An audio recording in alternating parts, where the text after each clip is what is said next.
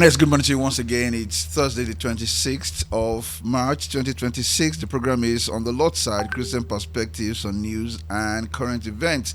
My name is Olufemi Oguntokun. You can follow me on X at Olufemi OG. You can follow Gospel Bells Radio on X at Gospel Bells Radio. Did you come across this piece of news yesterday on social media? CNN reporting that the California jury has found Meta and YouTube liable on all counts in a case that accused the tech giants of intentionally addicting a young woman and injuring her mental health. I mean, that appears like a mouthful. Let me read this headline from another source, which would make the matter more straightforward. And this is exactly what it says. It says, YouTube and Meta to pay $3 million to girl who got addicted to their platforms in landmark judgment. YouTube and Meta to pay $3 million to girl who got addicted to their platforms in landmark judgment. Think about that. Think about that. Think about what must have led that court to find that YouTube and Meta, of course, Meta is the parent company for this ubiquitous platform, the parent company for Facebook, for WhatsApp, and for Instagram. So think of what evidence the court must have seen. Think of what evidence the court must have seen for it to reach that conclusion that indeed YouTube and Meta, the parent company of Facebook, WhatsApp, and Instagram, deliberately got that girl addicted to the platform. Think of that. Think again of how it is possible for faceless entities with which you are not in direct contact, to have such power over you. Think of that, and then think of the many millions of people who probably would have the same claim against, who probably would have the same claim against YouTube or against some social media companies. And then think of the age in which we live, and then think of yourself and think of the people you know, and ask whether, well, these people, I'm talking about YouTube and Meta, these platforms, whether they have been successful in getting you addicted as well. According to this report, it says the Los Angeles jury has ruled that YouTube and Meta are liable for negligence after a young woman said she became addicted to the platforms from an early age. The jury determined that the design and the operation of the platforms contributed to her mental health struggles, awarding $3 million in compensatory damages, with Meta responsible for 70% of the amount. Jurors also agreed that both companies could face additional punitive damages, which are yet to be decided. The lawsuit, which was filed in 2023, accused the platforms of, including Instagram, of creating addictive environments harmful to young users. The plaintiff reportedly began using YouTube at age 6 and Instagram at age 9. A therapist who treated her testified that her social media use contributed to mental health issues, including social phobia and body image concerns. Both companies have pushed back against the ruling. Meta said teen mental health is complex and cannot be tied to a single app, while YouTube argued its platform is not designed to be addictive. Appeals are expected, and of course, appeals are expected. You expect these very financially solid platforms to appeal this ruling, but it says something. One, that a case like this could be brought. Second, that a jury could be persuaded by evidence that indeed, as these platforms are designed in a way to keep people addicted to it. And this is a subject that we've addressed a number of times on this podcast. The fact that once you look at what we call the structure of a commercial entity, you look at their model, which is often called like a model. You look at the model of a commercial entity, and then you're able to tell what they can do and what they cannot do. And this thing about models is quite important. If you want to know what a person can do and would not, or would do, or would likely do, the thing the person would likely do or would not be motivated to do, just look at the model of that person's operation. How does the person make his money? How does the platform make its money? How does the company make its money? How does it define success? How does it define success?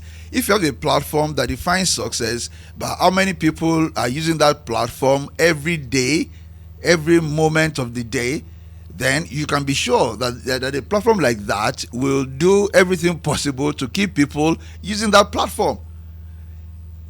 And that's why the model for any business, I mean, if you ask those who evaluate businesses, consultants who do these things, that the first thing they want to know about your business is the model. How do you define your success? How do you define success? How do you make money? How do you become profitable? If you become profitable by getting millions or even billions of people to use your platform, then you know that you have to do, nobody is 101. They'll tell you what you have to do is anything that will make these millions and billions of people to be on your platform.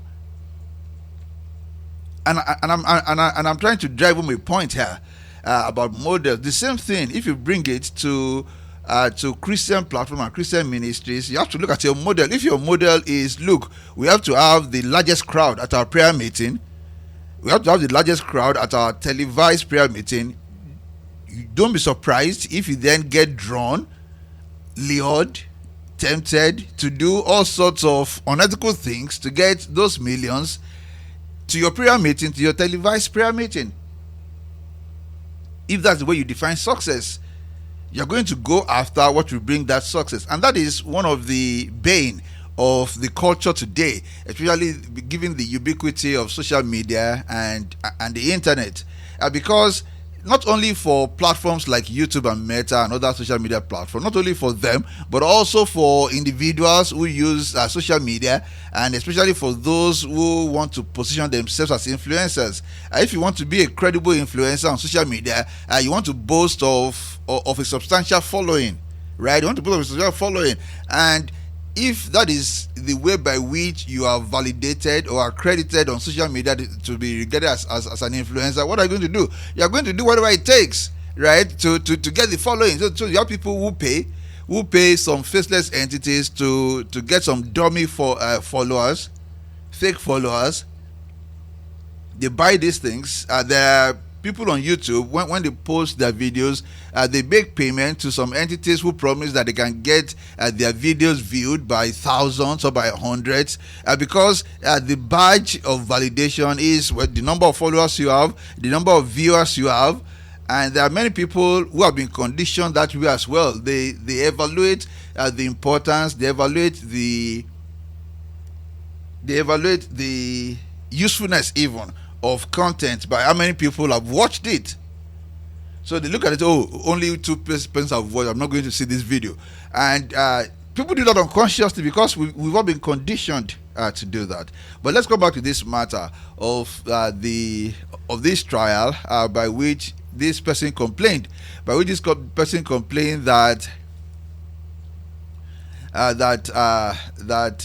the plaintiff, now a 20-year-old woman, who was identified in court document as KGM or as Kelly, claimed that she grew up in California, that she became addicted to social media as a young girl, that it worsened her mental health, that she then suffered from anxiety, body dysmorphia, depression, social phobia, and suicidal thoughts.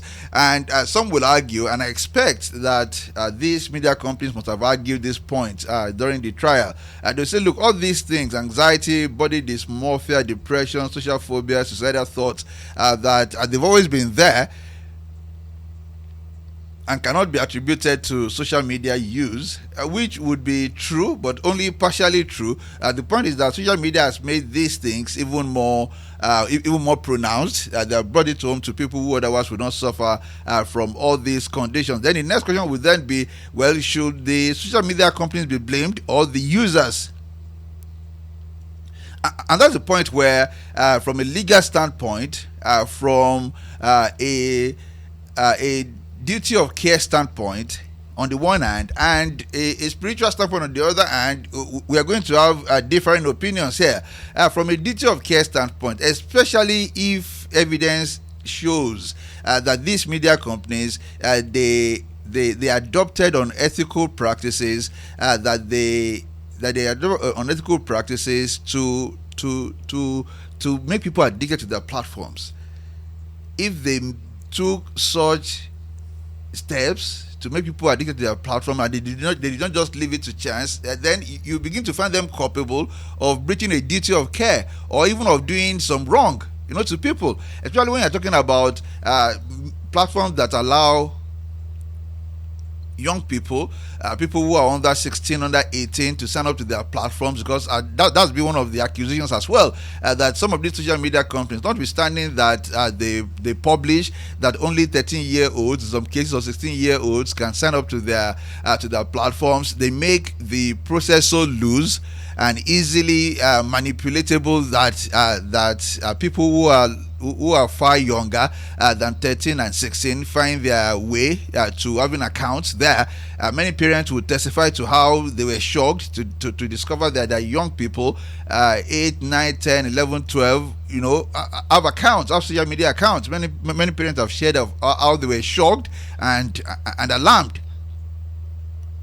Because these youngsters, they just know how to find their ways around these things, and it would appear that some of these platforms deliberately made it easy for these youngsters to find their ways around this. And some of them even promote videos on YouTube to teach young people how to find their ways around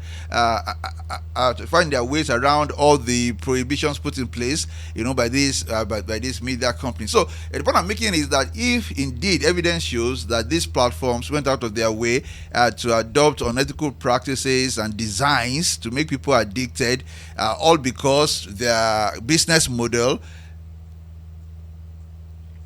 is directed towards the number of users, then they should be found culpable. They should be found culpable of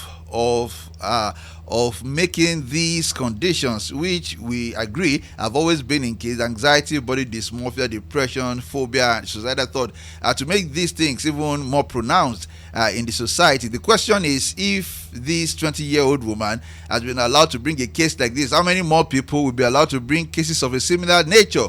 So on the one hand, I can see the point from a legal duty of care standpoint, even from a civil wrong standpoint, liability could be established against these platforms. But from a spiritual standpoint, you want to ask yourself, in a matter like this, who is to blame?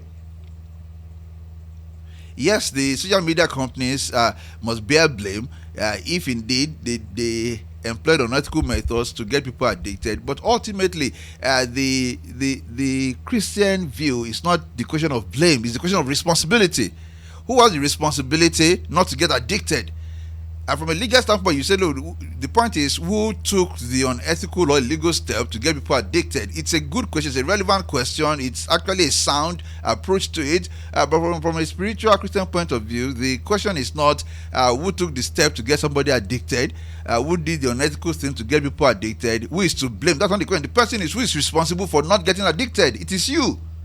It is you. From a spiritual standpoint, Jesus said, look, it is impossible that offenses will not come. Offenses will come in a fallen world. Offenses will come in a fallen world, but woe to him through which the offense comes. Yes, so through whom, if the offense comes from Facebook, and woe to them. But you know what? The most important thing is that people who are on the Lord's side must be wise enough to know that offenses will come, and they must know these offenses from a long way off and avoid them. And that is why the injunction ultimately is to guard your heart with all diligence. Because, well, as people say, even about the sin of lust and many, they say, look, talk to women, they dress indecently, and some women say talk to some men, they dress indecently, and they focus, and you get some pushback from some other people, some women who say, look, the point is not about you focusing on women. You train your heart and your eyes not to look at these things, not to dwell on these things. Of course, there are valid points on both sides, but you find that in the ultimate, how many people are you going to control about their dressing? Are you going to then impose some rules and say, look, everybody should dress this way, which is what some Islamic countries have done, which is what some societies have done. They've said, look, maybe the way is to mandate a dress code, for everybody in the society, so that where nobody is revealing the part of the body that should not be revealed. But that has never curbed the question of sin. That's never curbed the question of loss, even in those societies. So you find ultimately that each person must take responsibility for his or her own life. As somebody I know in his podcast will always make the point and say, look, first, you talk about the parents. If your 6-year-old finds her way or his way onto social media and has an account, you are to blame. You are to blame. You must rightly bear the blame. Yes, it is possible to attribute certain blame, a portion of blame, to the social media companies. That's beside the question. That's a legal point. That's a cultural point. But we are talking about spiritual matters here. If your 6-year-old finds his way or her way to having an account on social media, the blame is yours, because you provided the facilities, you provided the internet, you provided the device, and then you failed to supervise. And that goes without saying. That's like a res ipsa loquitur matter. That is, the fact speaks for itself. If a 6-year-old finds his or her way to having an account on social media, the parent must bear the blame. The person who has charge of that youngster must bear the blame. And if a person who is of legal age, 18 and above, maybe 16 and above, becomes addicted to these platforms, that person must first and foremost bear responsibility for what has happened. Because it's not the case because it is the case that we always have the right to make a choice. We have the opportunity always to make a choice. So now, for example, even now that many people now know that these social media companies, they employ all sorts of unethical and outlandish methods to design their platforms in such a way that people will become addicted to these platforms. Yet, notwithstanding that we now know, we continue to engage with these platforms. The point is not don't engage with them. The point is don't let them get you addicted. That's what they want to do, because their business model is validated by how many people visit their platform, how long people stay on their platform. Go and look at the metrics by which these social media platforms are graded. The questions are: how many people visit the platforms per day? How long do they stay? So these companies are happy when the findings report that X billion number of people visit Instagram per day, and about 70% of them spend say 19 hours on Instagram. So wow, we are doing so well. Yeah, Instagram is doing so well, but the people who are spending 19 hours a day on Instagram, they are doing so badly. They're not spending their time wisely, we know. Or if they rationalize it in some way and say, oh, that's where my business, that's where this, but he could have spent those hours of their lives, even more profitably. Even Tim Cook, the CEO of Apple, makers of the iPhone brand, recently was quoted as saying that people should get a real life. And that's the point. People should get the real life somewhere else. Don't just get hooked on your. Don't just get hooked on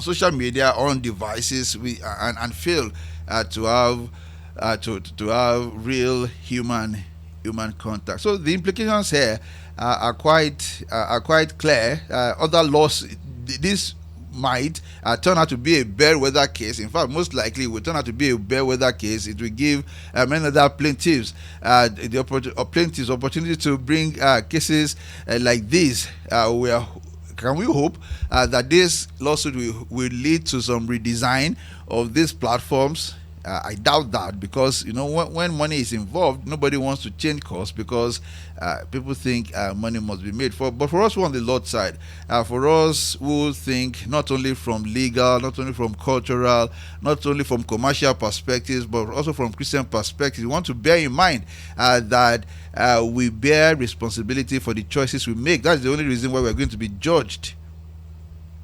Nobody should be judged if he or she never had the power to make a choice. People are going to be judged by God. We all are going to be judged by God, because we can make choices. He has created us to be able to make choices. And I think the takeaway for all of us on the Lord's side is this: that now that we know that these social media companies, that their business model is such that they want to have as many people as possible hooked to their platform for as long as possible. Now that we know that they make deliberate design choices to get people hooked to their platforms. Now that we know that, what are we going to do about it? Are we going to say, we're going to sue them? Well, sue them and get your $3 million if eventually you get it, and let me see how it has changed your life. The point is, as it is now, if this girl, the plaintiff, ends up receiving the $3 million, and the platforms do not change their design choices, you know what's going to happen?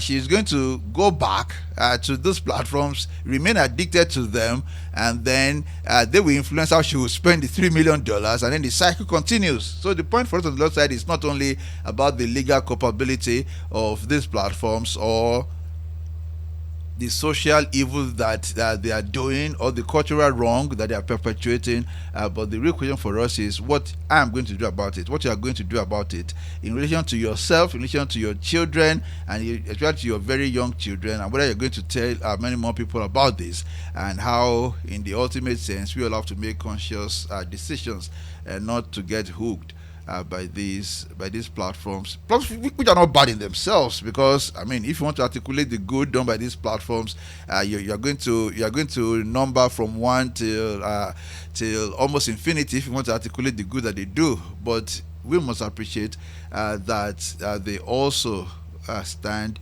in a vantage position to do evil, if one may use vantage and evil in the same sentence. May the Lord give us grace indeed.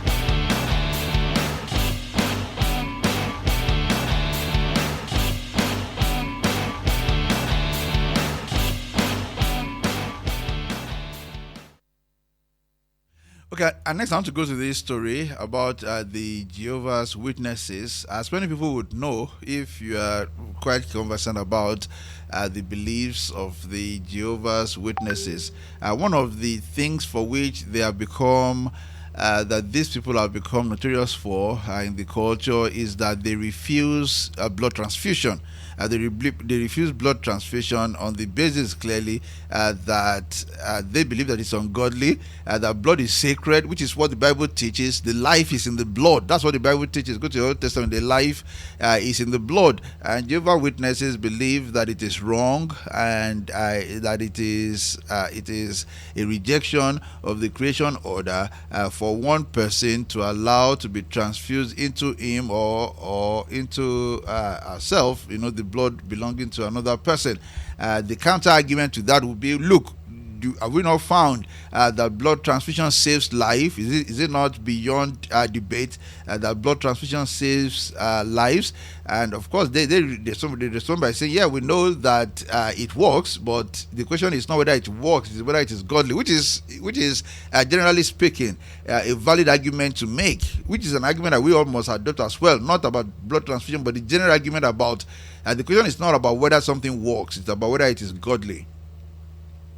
And this is one of the points where the culture would make fun of us and say, if you say that, look, the question is not whether something works, it is whether it is godly, because that kind of argument, which is a valid argument, which is godly, it is biblical, right? You find it you can apply it to so many different cultural, social, and human situations where somebody says, look, this venture, it works, this venture, it pays. You say, no, the point is not whether it works, not whether it pays, it's whether it is godly. So that's the argument of the Jehovah's Witnesses. Say, look, the life is in the blood. The question is not whether blood transfusion saves lives, it is whether it is a godly thing to do or not a godly thing to do. But you know that there have been a number of cases that have brought to light, the incongruity of the position held by the Jehovah's Witnesses, the incongruity of the application of that general principle of it's not whether it works, it's whether it is godly, the application of that general principle to the matter of blood transfusion.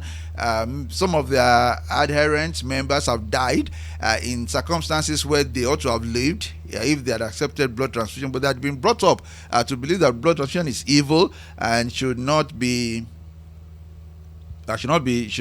allowed by people who are Jehovah's Witnesses. And you're going to find that some of these questions will arise too, even for some evangelicals in the future. There are questions about some bone marrow methods, some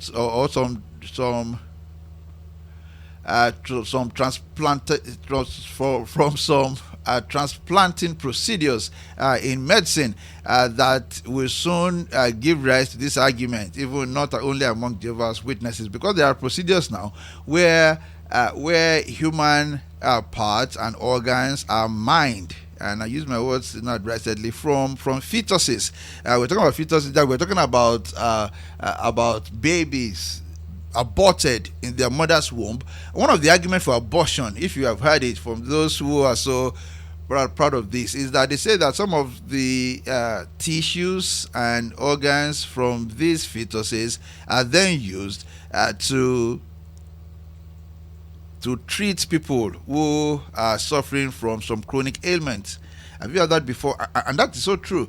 That's so true. They say, look, we take from these people, from these fetuses, of course, tissues created by God, and then we use these tissues to treat people with chronic illnesses. And there are people who will say, oh, if that is the case, if it is possible for people suffering from chronic illnesses to receive healing and health, from bone marrow and other such procedures, he said, oh, it's okay then, let's continue to abort fetuses. After all, these babies have not come to life at all. It's better for them, it's better for these babies to be aborted and for their tissues and other organs to be used to treat people who are already alive, who are battling with life-threatening ailment. I'm saying that the situation in which the Jehovah's Witnesses have found themselves, that the larger Christian body will soon find itself in that situation as well when these matters become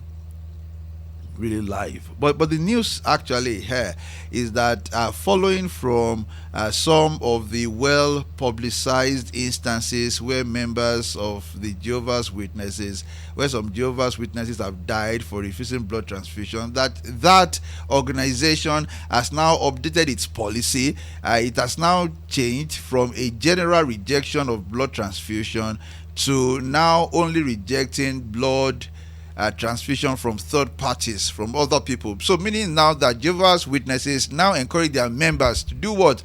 To save up on their own blood. Let me read it as reported. It says, under the updated policy, members can have their blood removed, preserved, and later reinfused, particularly in planned surgeries. However, the religious group maintains its strict prohibition against receiving blood from others. So it used to be the case, don't receive blood at all. Blood transfusion, wrong, under the doctrines and teachings of the Jehovah's Witnesses. But under the updated policy, they say, okay, now what you can do is that you can have your own blood removed, preserved, and later reinfused, especially in planned surgeries. Of course, that will only be in planned surgeries, where surgery is not planned, and I pray that none of us will have to get into that situation where it's an emergency. Nobody will be asking the person who is already infirmed about where to get that blood. And I do not know how it's going to work for people to first have their own blood removed and saved somewhere, preserved somewhere. We are waiting for the day of evil, and have it planned somewhere. So you find that the organization has been forced. This is what we call the forcing of the hand. The organization has been forced in a way to at least move away from its rigid position and to show itself as we're responding to outcries from society that says, what's wrong with you? Why are you allowing your members to die in circumstances where knowledge has revealed how they could live? And I do really pity the leadership of the Jehovah's Witnesses here, where you hold on to a position that has become indefensible in the culture. Sometimes you find it really embarrassing, and then you have to update your policy. And that's exactly what they have done here. They have updated their policies here, and I do not envy them at all. The question we have to ask is, even if the Jehovah's Witnesses say, look, we are prohibiting blood transfusion because life is in the blood, you want to ask yourself, is this a biblical point? Is it a biblical rule or the rule of men? And that's the ultimate point I'm going to make about this. There are certain things that are the rule of men and not the command of God. They are the rules of men, the commandments made by men, not by God. Right? Not by God. What the Bible teaches is that the life is in the blood, that you must not shed blood without cause. The Bible, taken as a whole, make exceptions for capital punishment. If you go to Romans 12, for capital punishment, makes exception for, of course, sacrifices made in the Old Testament. But killing, shedding human blood, that's the point of the Lord saying the life is in blood. He said, don't also eat animals with the blood in them. And just like the Pharisees of old, we find that the Lord reveals A, B, C, and D, and then the human lawmakers, religious leaders, and gatekeepers, they then build F, G, H, I, J, K, L, M, N, O, P, Q on the law that the Lord has made. There's something in the Bible that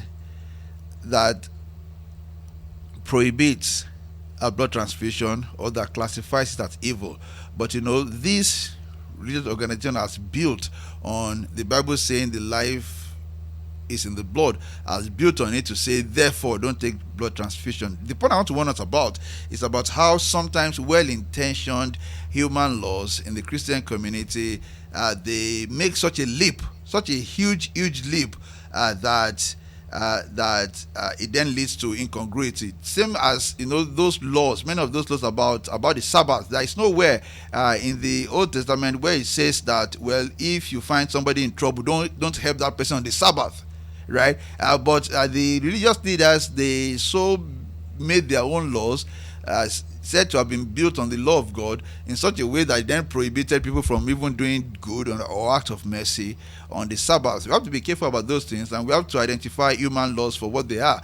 And human laws, different from the laws of God, they are subject to changes like this. And that is why if anybody has made a rule, a human rule, even if you think it is inspired by the law of God or by the will of God, that person is going to soon find that he or she may run into hot water and may have to update or amend those. That's exactly what has happened to the Jehovah's Witnesses. I can tell you that at the time will come when even this updated rule will be further updated to allow for maybe just the blood of fellow Jehovah's Witnesses. Now it was not blood transfusion at all. Now it is, okay, your own blood, if it was earlier taken and preserved, can be reinfused into your body. Perhaps the day will come when they will now say, well, the blood of another Jehovah's Witness may be transfused into your body, and at some point the old rule may be abrogated altogether, just like that rule for the Deeper Life members in those days that said, look, no TV. But now, not only TVs, but internet connected devices, and even all devices and platforms, even more distracting than the TV. It is not the case that these rules were not well intentioned. It is the case that rules don't help us at all, except when they are not the commands of God. The things that we think are well intentioned, we should not enforce them as if they were the laws of God. We should not elevate to the position of the commandment of God things that are just our own rules, that are going to do so much evil. So if a Jehovah's Witness wants to take blood transfusion, don't demonize that person. Don't make that person feel like he or she is committing a sin, when indeed God has not called it a sin. You can say, look, this is our own rule in our denomination, and these are the reasons for it, valid reasons for it, but don't make people begin to think they are sinning, so much so that they would forego their lives in situations where there are provisions for such lives to be saved. And I pray that all those who have the authority to make rules and regulations for Christian communities will be led by the Holy Spirit to make just the right ones at all times. Amen. I want to thank you very much for joining us this morning on Gospel Best Radio for On the Lord's Side, Christian Perspectives on News and Current Events. I hope to be with you again tomorrow by the grace of God. Whatever you do today, please remain firmly on the Lord's side. God bless you. God bless you very good. You are listening to GospelBellsRadio.com, the Christian internet radio with a mission to engage the culture with the mind of Christ. Keep listening and invite others too. God bless you.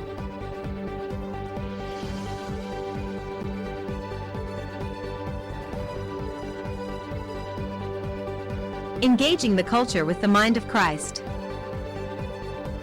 Engaging the culture with the mind of Christ. Engaging the culture with the mind of Christ. Engaging the culture with the mind of Christ. Engaging the culture with the mind of Christ.